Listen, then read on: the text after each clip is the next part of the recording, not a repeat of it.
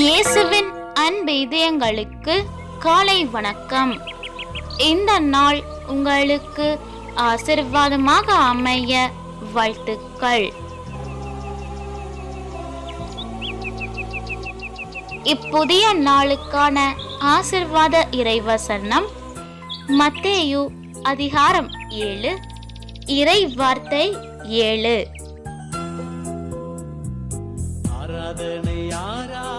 கேளுங்கள், உங்களுக்கு கொடுக்கப்படும். தேடுங்கள், நீங்கள் கண்டடைவீர்கள்.